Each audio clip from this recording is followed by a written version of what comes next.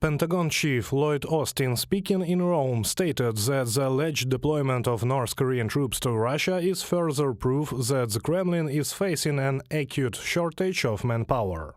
What exactly they are doing, left to be seen. These are things that we need to sort out. Lloyd Austin, United States Secretary of Defense, Reuters reports. That North Korea began preparing troops for deployment to Russia in the fall was reported by Park Sun-won, a member of South Korea's Parliamentary Intelligence Committee. According to him, Pyongyang plans to train about 12,000 North Korean servicemen by November. Moscow may send some of them to the Kursk direction in the coming days, as stated by Kirill Budanov, chief of the main Directorate of Intelligence of Ukraine.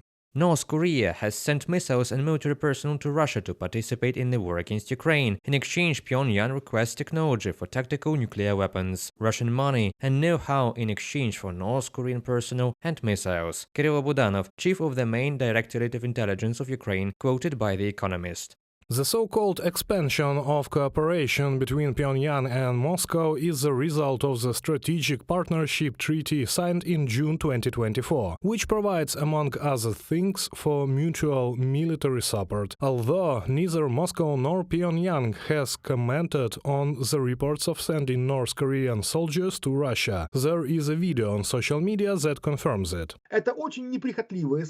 These are very unpretentious soldiers, able to live on a bowl of rice a day, and the main thing is that they are very obedient, not only because they are brainwashed by propaganda, but first of all because their families stay at home, and they know very well that regimes like Kim do to those who violate orders. So the appearance of Koreans at the front is a factor that is unpleasant for us anyway. But if at the same time it serves as a factor of enlightenment for our allies, the cumulative effect could be beneficial for us.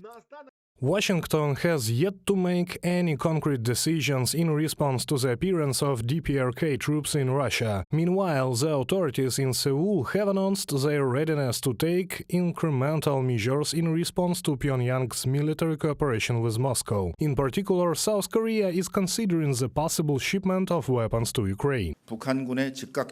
The government is calling for the immediate withdrawal of North Korean troops, and if the current military collusion between North Korea and Russia continues, we will not tolerate it, but will act decisively together with the international community.